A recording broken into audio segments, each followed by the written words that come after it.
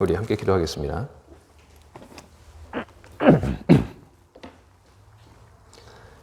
거룩하고 자비로우신 하나님, 오늘 우리 가운데 함께 하시며 우리 예배를 기쁘게 여겨주시니 우리 주님께 감사를 드립니다.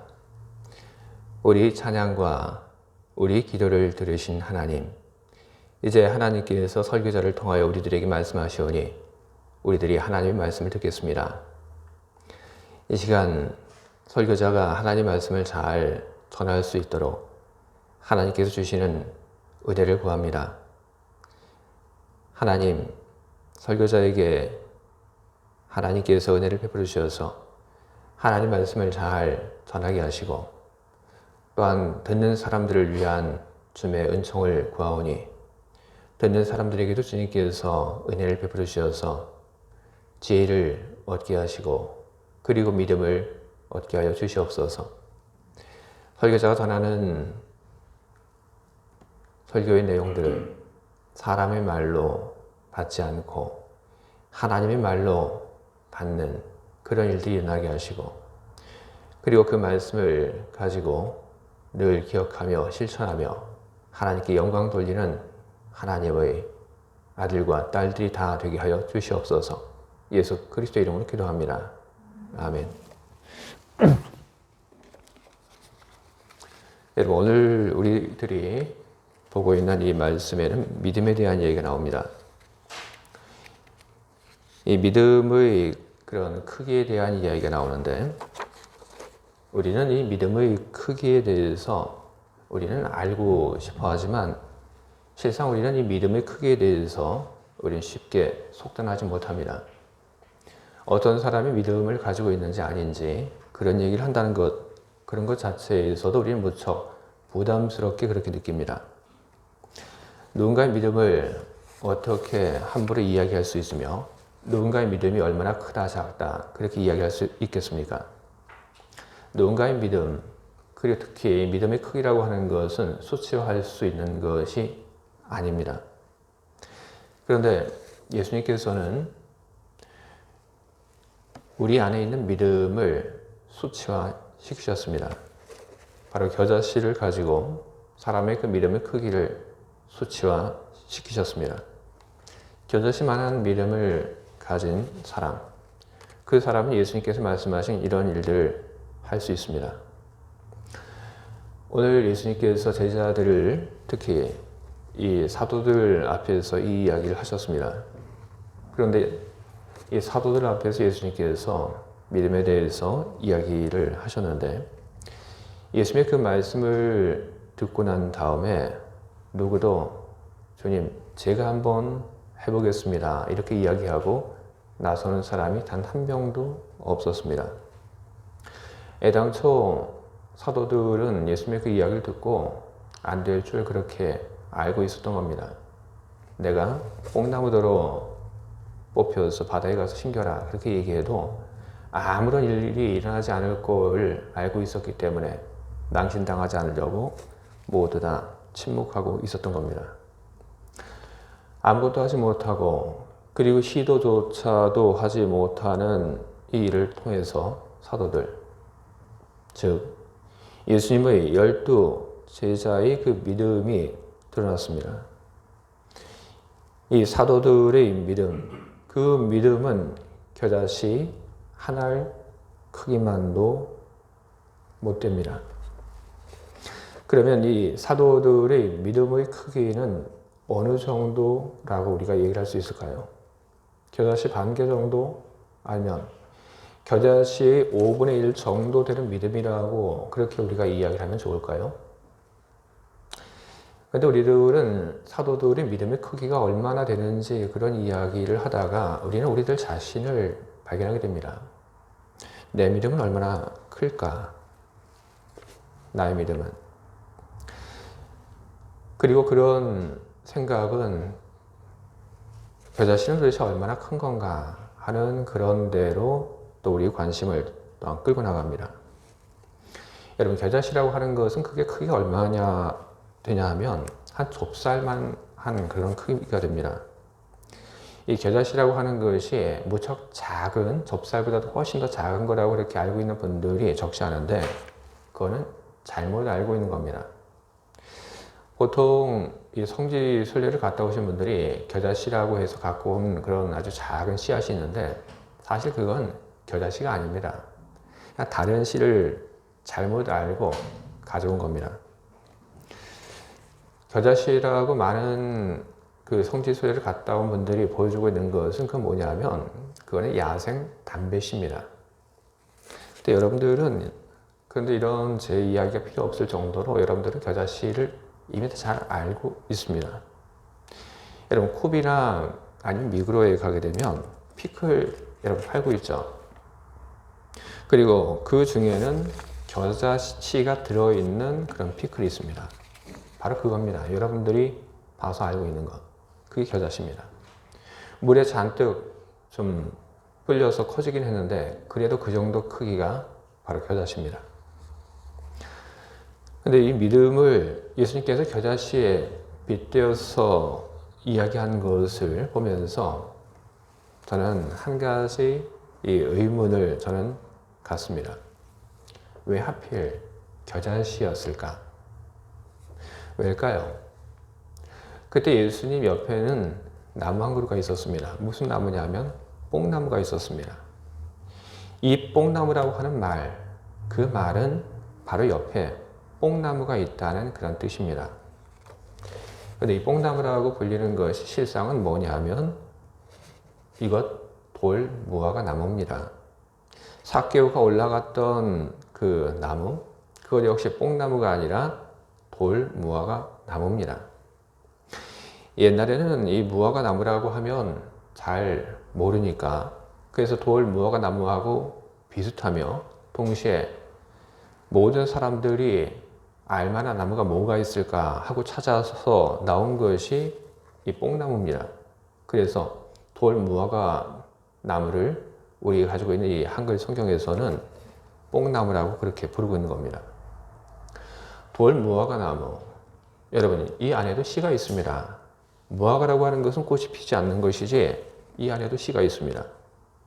그런데 왜 예수님께서는 당신 옆에 이 돌 무화과 나무가 있는데, 그런데 그 안에도 다 열매가 있고 그리고 씨가 있는데 왜 예수님께서는 옆에 있는 좋은 그런 본을 사용하지 않고 왜 예수님께서는 다른 이야기를 하셨을까요? 무화과 나무 열매, 만약에 그것이 너무 크다고 여겨졌다면 이 무화과 나무 씨앗, 그것을 가지고 믿음을 이야기를 하면 훨씬 더 좋았을 텐데 왜일까요? 이 겨자씨라고 하는 것이 무화과 씨앗보다는 크고 그리고 무화과 열매보다는 작기 때문에 그런 이야기를 하신 걸까요? 예수님께서 생각하셨던, 예수님께서 머리에 담아두고 계셨던 그 크기에 맞는 것이 없어서 그 크기에 맞는 것이 겨자씨였기 때문에 예수님께서 겨자씨를 이야기를 하신 걸까요? 여러분, 사실은 그런 건 아닙니다. 이 겨자씨가 언급된 것은 그 당시 1세기 이스라엘 사람들이 작은 것을 이야기할 때 흔히 사용을 했던 관용적인 그런 표현입니다. 사실 겨자씨보다 작은 것이 있습니다. 앞서 제가 이야기 드린 야생 담배씨, 겨자씨보다 훨씬 작습니다. 그리고 겨자씨보다 작은 또 다른 씨앗이 옆에 있고, 그리고 비슷한 모양도 있고 더 큰 것도 있습니다. 그런데 관용적인 그런 표현으로 겨자씨를 이야기했기 때문에 예수님께서는 겨자씨에 대해서 그대로 이야기를 하고 있는 겁니다. 우리 한국말에도 어떤 사람을 가리켜서 주먹만한 그런 사람 이렇게 이야기를 합니다. 주먹만한 놈. 그거는 작다는 그런 표현이지 그 이상도 그 이하도 다른 뜻은 없는 겁니다. 그래서 예수님께서 이 사도들의 그 믿음을 이야기하면서 겨자씨 하나만한 믿음, 그런 믿음도 없다 이렇게 이야기를 하셨는데, 쉽게 얘기해서 작은 믿음조차도 너에게는 없다, 예수님이 그 얘기를 하신 겁니다. 중요한 것은 바로 이 믿음이 뭔가 하는 겁니다. 예수님께서 말씀하고 계시는 믿음, 그건 뭘까요? 예수님께서 말씀하시고 있는 그 믿음이라고 하는 것이 이 뽕나무대로 뽑혀서 바다에 심기라 하면 그대로 될 것이라고 하는 그런 믿음이냐? 아닙니다, 여러분. 만약 예수님께서 말씀하고 있는 그 믿음이 이 뽕나무대로 뽑혀서 바다에 가서 심겨라 하는 그런 것이라고 하면 이는 사람이 무엇인지 할 수 있다고 하는 그런 믿음이 될 겁니다. 그러나 예수님께서 그런 믿음을 이야기하고 있는 건 아닙니다. 예수님께서 이야기하고 계시는 믿음은 다른 겁니다. 예수님께서 이야기하고 계시는 그 믿음은 바로 예수님에 대한 믿음 내지는 하나님에 대한 믿음인 겁니다. 예수님에 대한 믿음 그리고 하나님에 대한 믿음, 그 믿음을 가지고 있는 사람은 이런 일들도 할 수 있다. 예수님께서는 그 이야기를 하고 있는 겁니다. 그렇다면 예수님에 대한 믿음은 뭘까요, 여러분? 예수님께서 메시아라고 하는 그것만을 가리켜서 믿음이라고 그렇게 이야기할 수 없습니다. 예수님에 대한 믿음이라고 하는 것은 예수님에 대한 전인격적인 믿음인 겁니다. 예수님에 대한 전인격적인 믿음이라고 하는 것은 그분의 말씀 전부에 대한 믿음이고 그리고 그분의 행동 전부에 대한 믿음인 겁니다. 예를 들어서 요한복음 4장 21절에 예수님께서 하신 말씀이 있습니다. 이 사마리아 우물가에서 만난 한 여인에게 한 말씀인데 예수님께서 이렇게 말씀하십니다. 여자여, 내 말을 믿어라. 너희가 아버지께 이 산에서 예배를 드려야 한다거나 예루살렘에서 예배를 드려야 한다거나 하지 않을 때가 올 것이다. 예수님께서 그렇게 얘기하셨습니다. 내 말을 믿어라. 요한복음 10장 38절 보면 이런 말씀이 또 기록되어 있습니다.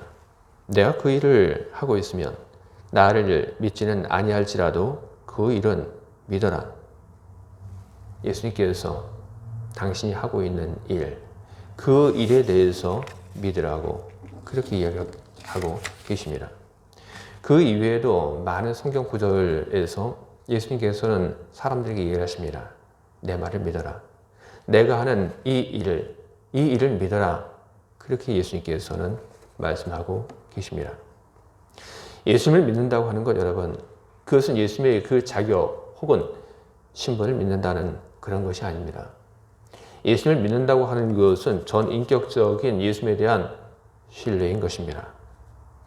예수님께서 어떤 사람들에게 믿음이 없다 혹은 믿음이 작다 그렇게 크리틱을 할 때에도 예수님께서 언급하고 있는 이 믿음 그리고 예수님께서 크리틱한 그것이 무엇인지를 보게 되면 그것은 사람들이 예수님의 말씀에 대해서 믿지 않는 것 혹은 예수님의 그 행동에 대해서 믿지 않는 것을 두고 예수님께서 믿음이 없다, 믿음이 작다 그렇게 지적을 하신 것입니다.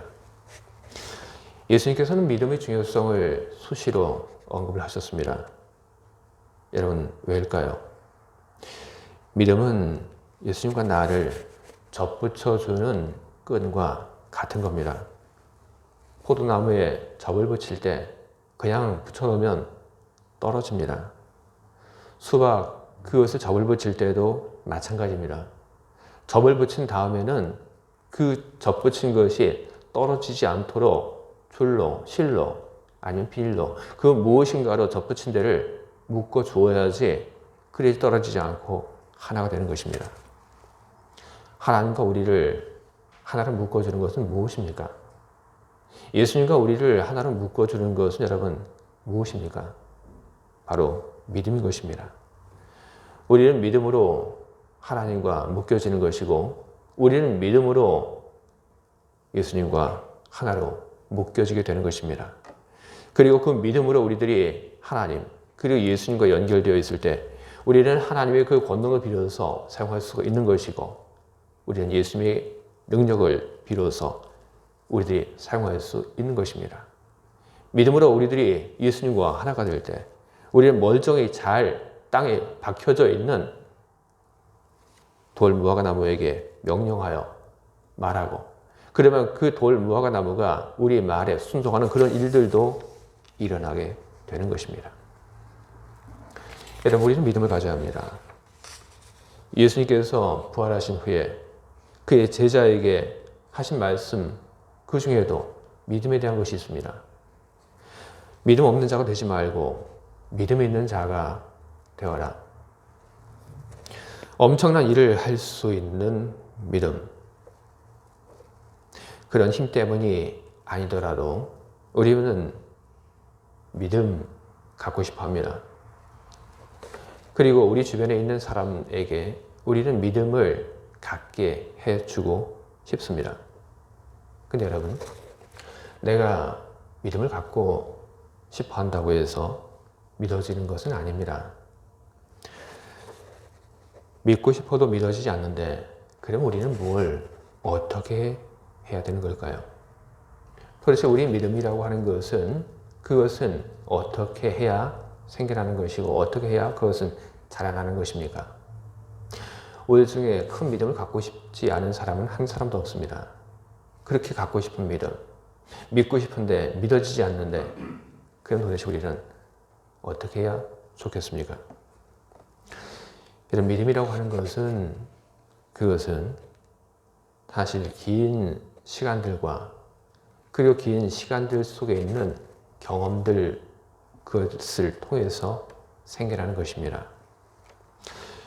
믿음을 주어야 그래야 믿음이 생겨나는 것입니다. 히브리인들이 출애굽한 후에 광야에서 보낸 40년의 시간들, 그 시간들은 단지 징벌적인 그런 시간이 아닙니다. 그 시간들은 한편 믿음을 위한 시간들인 겁니다. 일용할 양식을 단 하루도 빠뜨리지 않고 내려주시는 하나님.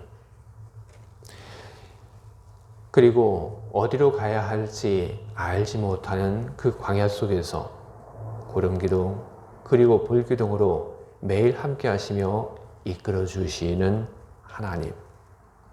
이스라엘보다 더 강력하고 그리고 사나운 그런 적들을 만났을 때, 그래서 그 적들과 피하지 못하고 싸워야 했을 때 늘 이스라엘에게 히브리인들에게 승리를 안겨다 주시는 하나님. 광야에서의 시간들은 바로 그런 하나님을 경험하는 그런 시간들이었던 겁니다. 그리고 이런 경험들을 통해서 이런 시간들을 통해서 히브리인들은 하나님에 대한 마음들, 신뢰들, 믿음 그런 것들을 갖게 되었던 것입니다. 그러나 믿음이 생기지 않는다고 하는 것을 우리는 언제나 상대의 탓으로만 돌릴 수는 없습니다.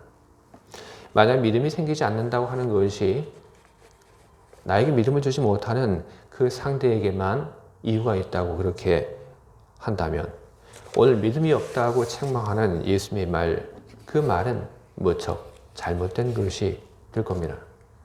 오늘 말씀이 아니더라도 예수님께서는 여러 차례 사람들에게 믿음이 없는 것을 질책하셨고 믿음이 작은 것에 대해서 나무라셨습니다.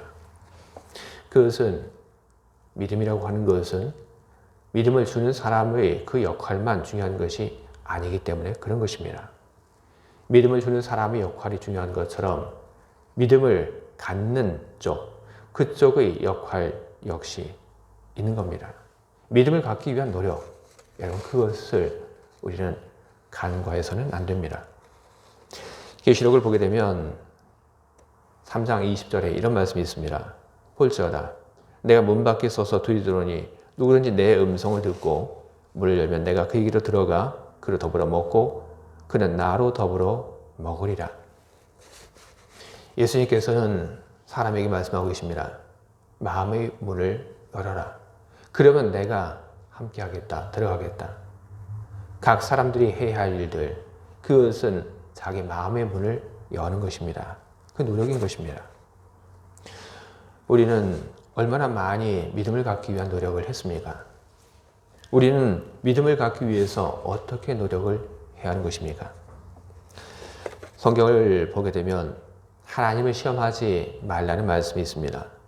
그리고 또한 그 반대로 시편에는 하나님을 맛보아 알라는 말씀이 있습니다. 이 둘은 시험의 두 얼굴과 같습니다. 예수님께서 광야의 시험을 받을 때 예수님께서는 하나님을 시험하지 말라는 그 말씀을 인용을 하셨습니다. 하나님을 시험하지 말라는 이 말씀 때문에 우리는 하나님의 그 말씀에 대해서 무엇인가 시험해보고 그것이 옳은가 틀린가 우리는 그것을 확인하는 일에 있어서 우리는 무척 금기시하고 있습니다. 그러나 성경이 이야기하고 있는 하나님을 시험하지 말라고 하는 그 말 속에 담겨져 있는 진정한 뜻은 여러분 무엇일까요? 어떤 사람이 이렇게 얘기를 합니다. 하나님, 만약에 하나님이 계시면 그러면 저에게 벼락을 내려보십시오. 만약에 저에게 벼락을 내리지 않으신다면 하나님이 계시지 않는 걸로 그렇게 저는 믿겠습니다. 여러분, 성경에서 금하고 있는 하나님을 시험하지 말라고 하는 건 바로 이런 겁니다. 나의 얄팍한 그 말로써 하나님을 시험하는 그 일을 하지 말라는 그 이야기를 성경에서는 하고 있는 겁니다. 성경은 우리들에게 하나님을 맛보아 알라고 그렇게 권하고 있습니다. 하나님께서 그렇게 얘기를 하고 계신 겁니다. 하나님을 맛보아 알아라. 하나님 말씀하신 것이 맞는지 아닌지 다른 사람들이 하나님에 대해서 이야기하고 있는 그 이야기, 하나님이 좋은 분이라고 하는 그 이야기가 정말로 옳은지 아닌지 직접 경험해 보라는 그 이야기를 하고 있는 겁니다. 도마는 예수님의 부활을 믿지 못했습니다. 그의 가장 가까운 사람, 그가 신뢰할 수 있는 그 사람이 예수님의 부활을 이야기를 했지만 그럼에도 불구하고 도마는 예수님의 부활을 저는 믿지 못했습니다. 그때 그는 이야기를 합니다. 나는 도대체 못 믿겠다. 그 예수님 오시면 그분의 그 상처에 내 손을 좀 집어넣어 봐야지 그래야지 믿겠다. 예수님께서 도마에게 나타나셨습니다. 그리고 예수님께서는 도마의 손을 가져다가 당신이 그 상처에 직접 대게 하셨습니다. 직접 만져보지도 않고 믿을 수 있다면 가장 좋은 것이지만 그것이 안 된다면 도마처럼 그렇게 해서라도 우리는 믿음을 가져야 하는 것입니다. 우리는 주님의 말씀을 듣기에 힘쓰고 그리고 우리는 주님의 말씀대로 살아봐야 하는 것입니다. 우리가 누군가에게 도움을 청할 때가 있습니다. 어려운 일이 있습니다. 내가 어려운 일을 겪고 있는데 나를 불쌍히 여기는 어떤 사람이 와서 이야기를 합니다. 너의 그 이야기 내가 들었다. 내가 도와주겠다. 아무 걱정하지 말고 그 일을 나한테 맡겨라. 우리는 어떻게 해야 합니까? 우리는 그 이야기 속에 우리는 선택을 갖고 있습니다. 맡길지 말지. 우리가 나를 도와주겠다고 하는 그 사람에게 나의 일을 맡기지 않는다면 우리는 아무것도 경험하지 못합니다. 하지만 나를 도와주겠다고 하는 그 사람에게 나의 일을 맡길 때 그래서 그 일이 잘 해결될 때 우리는 그 사람에 대한 믿음을 조금 갖게 되는 것입니다. 그것은 여러분 용기가 필요한 것입니다. 그것은 우리의 그 두려움을 떨쳐내야지만 가능한 것입니다. 저 사람에게 나의 일을 맡길 수 있을까? 아닐까? 그 고민 속에서 두려움을 내려놓고 그 일을 맡길 때 나의 일을 맡은 사람이 그 일을 해내고 그러므로 우리는 믿음 속으로 우리는 들어가게 되는 것입니다. 주님은 여러분들에게 오셔서 끊임없이 이야기하고 계십니다. 여러분 주님의 말씀을 여러분 듣고 계십니까? 왜 믿음이 들음에서 난다고 그렇게 이야기를 하고 있습니까? 여러분 주님의 말씀을 잘 들으시기 바랍니다. 주님이 여러분들에게 말씀하시는 그 말씀을 흘려듣지 마시고 여러분 들으시기 바랍니다.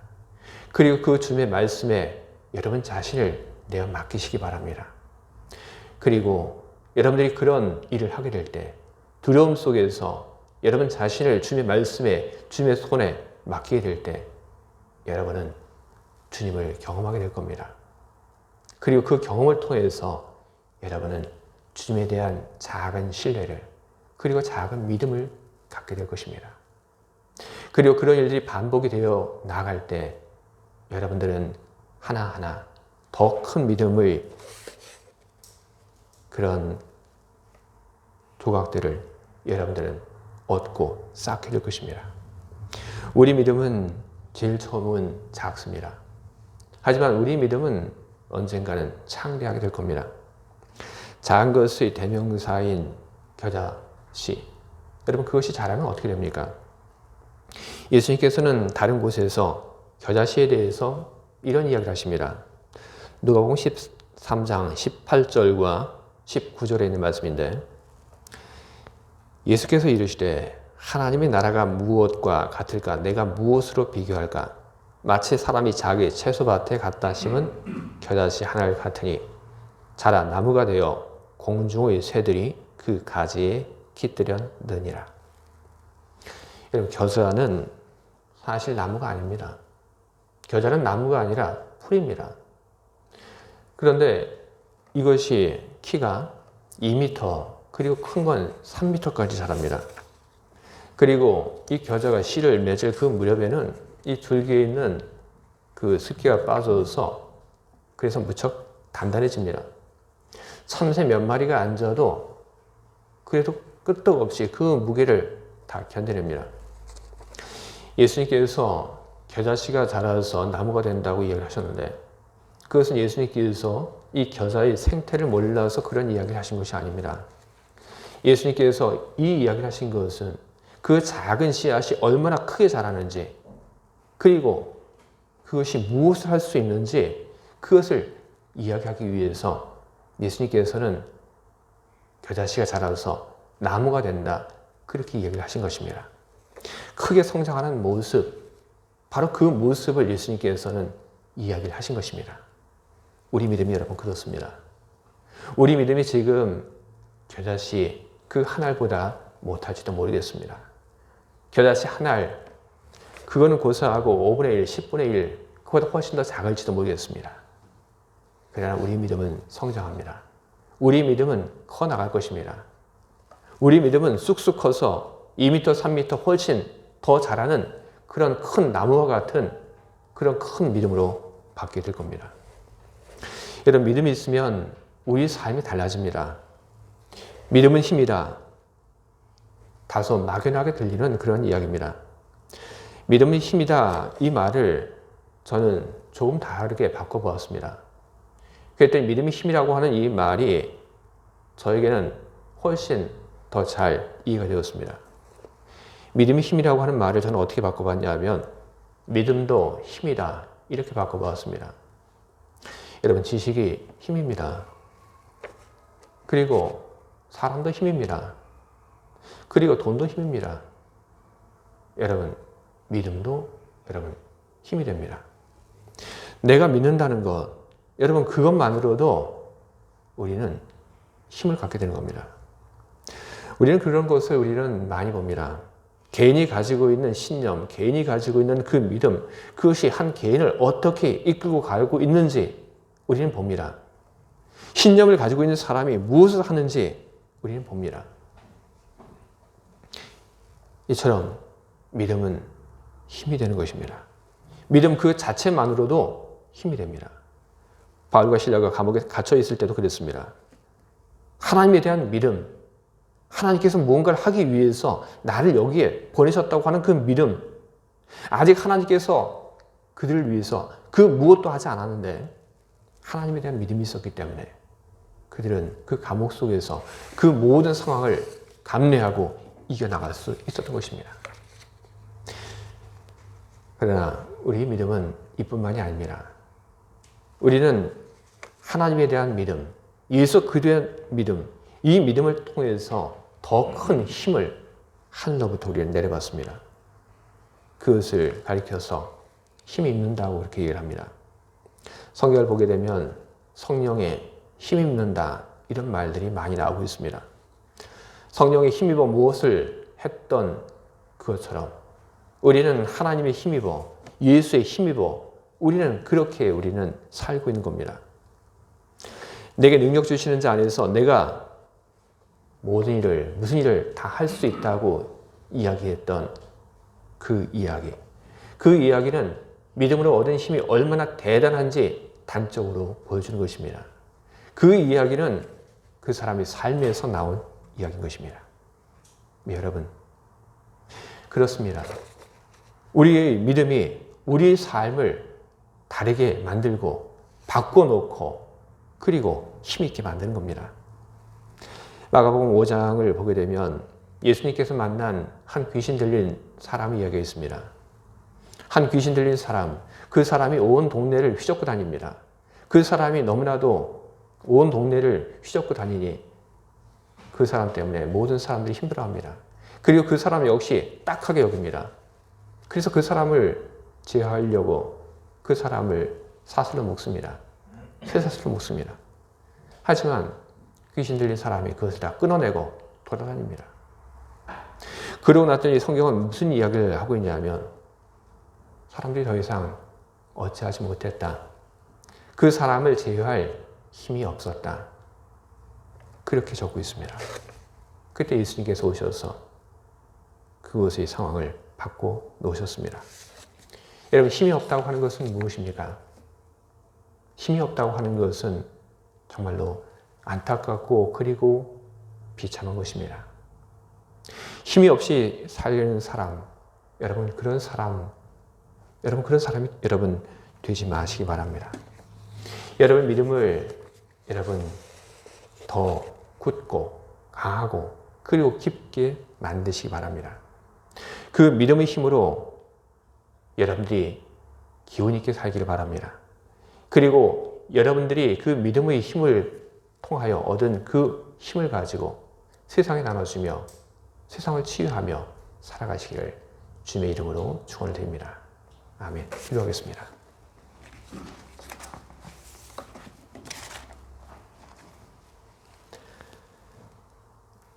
하나님 아버지, 여기 있는 우리들 중에 그 누구도 믿음을 자랑할 만한 그런 사람이 없습니다. 믿음을 내세우고 자랑할 만한 우리 중에 그 누구도 없기에 우리는 우리 믿음을 더욱 크게 해야 한다는 공통의 목표를 우리는 갖습니다. 나 혼자만의 믿음을 키우는데 나의 온 힘을 쏟는 것이 아니라 나의 믿음도 키우고 다른 사람들의 믿음도 키워나가는 우리 교회가 되게 하여 주시옵소서. 그래서 우리 믿음이 처음에는 작았을지라도 우리 믿음이 큰 나무와 같은 그런 위대한 믿음이 되게 하여 주시옵소서. 그 믿음을 통하여 힘을 얻고 그 힘을 통하여 우리가 살고 그 힘을 통하여 세상을 치유하며 사람들을 도우며 살게 하시옵소서. 예수 그리스도 이름으로 기도합니다. 아멘.